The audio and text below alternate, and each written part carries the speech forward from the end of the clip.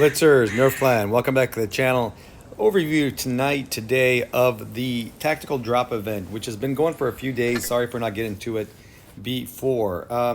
It's actually an excellent event. I want to tell you guys about it because there's a couple of nuances that are available. You get a container every time you win randomly. And the containers actually include some good stuff, including these.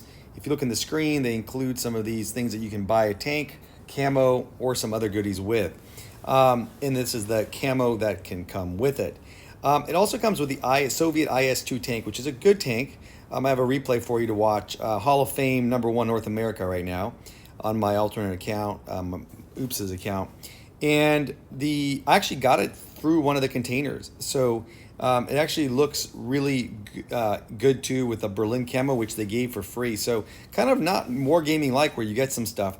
Event ends 9 Eastern on May 13th. Today, as I'm recording the video, it is May 10th. So you got 3 more days. You get the containers by playing, and they are random. And you can find them in the storage. The emblems do come after the battle. And you actually, there's a trick that for every time you play one of the battle pass tanks, you actually get, and here's what I should say this, they get these things.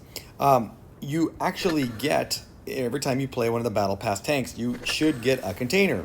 So the battle pass tanks, for many of you who've had them for a while, are going to be the tier 6s, so Triumphant, Rudolph, Thunder, Eraser, there's a whole bunch of others as well. So when you play these, you should get a container. It's going to be over here somewhere under under this thing. So with that, let's get to the IS-2. You know, the tier 7's a shit show. We all know that. This was a game that I really, unfortunately, exemplifies that. We are in Port Bay here, and I am facing, as you can see on the other, if you look at the competition here, an Annie and a KV3. The Annie was going to be my problem, and this Annie wasn't a good Annie. He played it well, though. He just hung back, did very little until the end, and then honestly, as you can see, they're right away with this tier 34-100, who just rams me for no reason. I knew we were in big trouble. I already called it left, idiot. However, you know, it is world of dummies. So the team is out of position. You know, kind of what you'd expect these days, especially in the tier 6-7 battle. I was actually thinking about crossing and then remembered that I'm in IS-2. The IS-2, you know, it's a heavy Russian tank. It's got really bad dispersion and pretty bad values all around for gun handling. So you don't want to be shooting from 250 meters. You're going to hit very little. So instead I took this position that I don't take too often, but it's an aggressive position. I am the big heavy here, top tier heavy, so I can take it and try to bounce. Right away there's a Cheeto, and one thing you gotta love about the IS-2 is it has terrific alpha. The alpha is 400, and there's their Annihilator, and this is where my problems begin. I mean, you can see how difficult it is. The problem with the IS-2 is the pen is terrible. I'm not even looking at that Annie. You'll get some looks at it, but I just can't pen the Annie when it's hauled down. And the Annie has a huge turret. It's relatively easy to go haul down. And look at that. There's the Annie. Pens me for 348 without aiming. I get a huge high explosive shot into the side of the MD-25. Already at 1,300 damage, but my team is just not doing that much, although it is right now a 6-on-5. I really wanted to get some shots into the Annie. Thought maybe with Primo I could, but I did get some bounces from the excellent turret of the tank. And the tank does have a really good turret. You can see how big the gun mantlet is. It's going to get some bounces. There comes the KV2 and starts pushing me from behind. I actually forgot that happened. The Annie again manages to get one shell of 3 into me, but those are starting to add up. I mean, the Annie's already put a hole into me. So and then we got flanked from reverse. KV2 decided to go push. I mean, the things are just, you know, going to hell in a handbasket.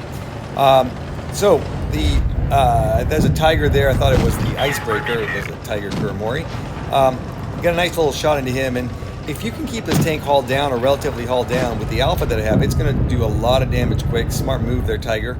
I wish I could have, you know, the dispersion, by the way, isn't that terrible. I probably need to use vertical stabilizer there because I think you can see the dispersion value go down. Actually pretty low. I needed to actually knock down the aim time, but able to clear that Kuro. It's a 3-on-2. I actually thought, well, maybe we have a chance, but look back. That Annie is full health, and that's my problem. I am half health, 755. With a full health Annie, that is no good. Also have a half health KV3 with 926. So knew that was going to be good. And then the KV3 clears whatever the hell that was. I am able to get a pen of pramopren into the KV3's lower plate. Not the easiest task in the world.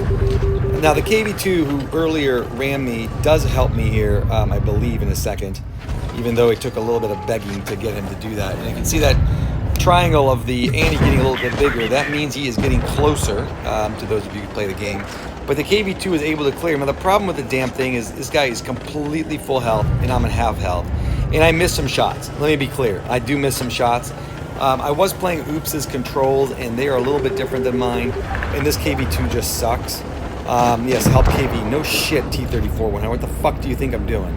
I think I missed this shot potentially. Or I get a big one there, and I damage his engine. Unfortunately, I even missed that. He cleared the KV2 already. So that's a problem with a tank that can do 600 in a single quick 3-cylinder drum. And at this point, you know, he is down to 1100 and I'm at 755. The problem is just a DPM and just overall tank balance and battle. I can't pen this stupid thing.